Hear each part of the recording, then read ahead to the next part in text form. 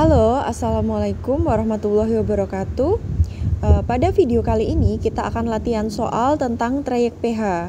Jadi jika diketahui trayek pH beberapa indikator seperti ini, kita akan membahas bagaimana cara menyelesaikan soal yang modelnya seperti ini. Soalnya yaitu diketahui trayek perubahan warna beberapa indikator adalah sebagai berikut. Jadi di sini diketahui 4 indikator, ada metil orange MO, metil merah atau MM, bromtimol biru atau BTB, dan fenoftalain atau PP dengan trayek pH-nya masing-masing dan dengan perubahan warnanya masing-masing. Perlu diketahui bahwa misalkan nih, saya misalkan dulu MO. Trayek pH-nya 3,1 sampai 4,4 dengan perubahan warna merah menjadi kuning.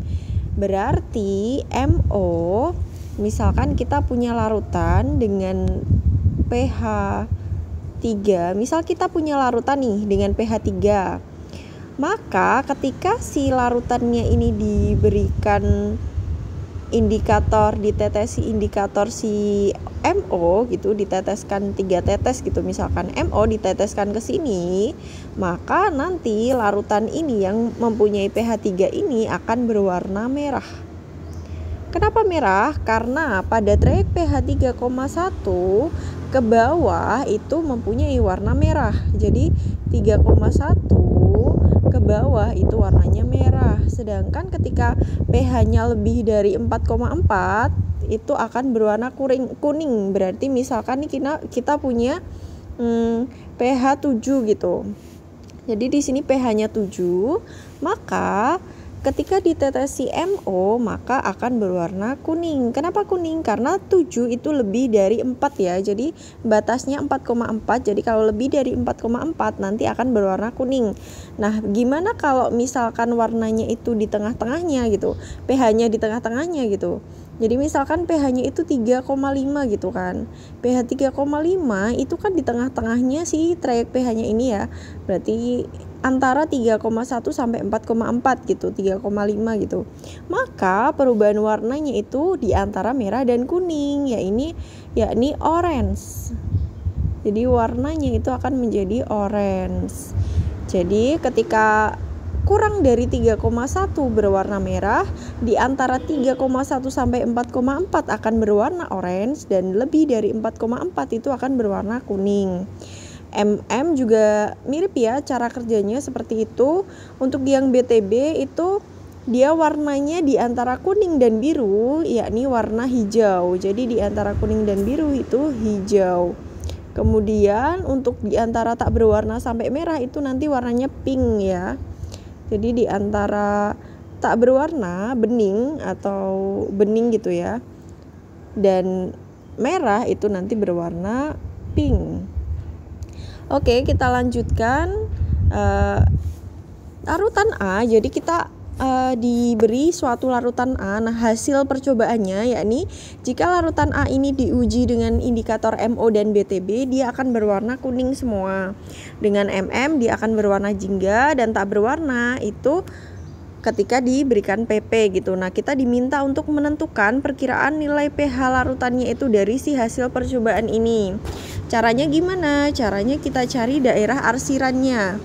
Ini kita membuat suatu seperti daerah arsiran gitu ya. Jadi kita tuliskan di sini masing-masing nilainya. Jadi nilai angkanya ini kita tuliskan semua, 3,1, 4,4, 6,0 gitu.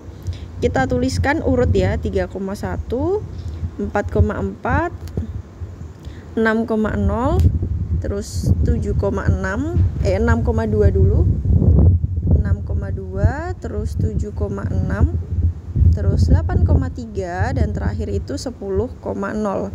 Ini jaraknya tidak terlalu diperhatikan, tidak apa-apa ya, karena yang penting kita tahu daerah arsirannya itu di mana gitu.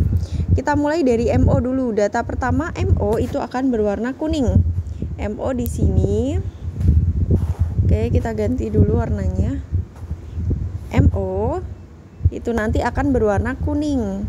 Kuning itu berarti 4,4 ke kanan ya. Berarti ke kanan sini, berarti kita gambarkan ini 4,4 ke kanan. Sebentar, 4,4 ke kanan gini.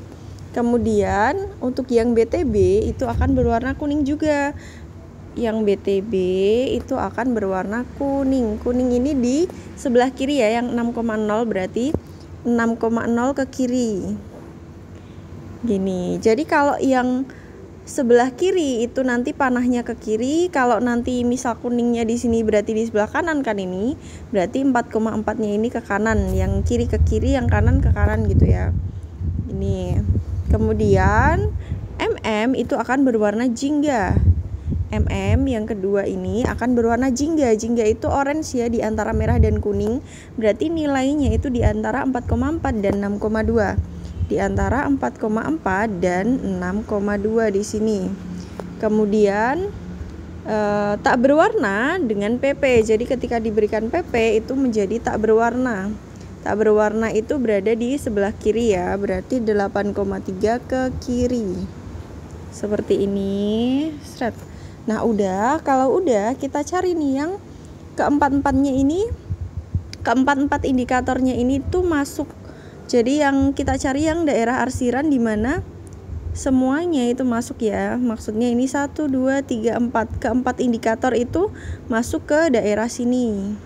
Jadi ini merupakan daerah arsiran di mana keempat indikator itu memenuhi trayek pH-nya ya. Jadi trayek pH-nya di sekitar 4,4 sampai 6,0. Kalau yang di sebelah sini tidak sesuai karena di sini cuma ada 3 yang memenuhi, sedangkan ini cuma 2 ya.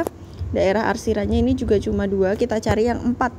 Berarti yang di sini. Berarti nilai pH-nya itu 4,4 sampai ke 6,0.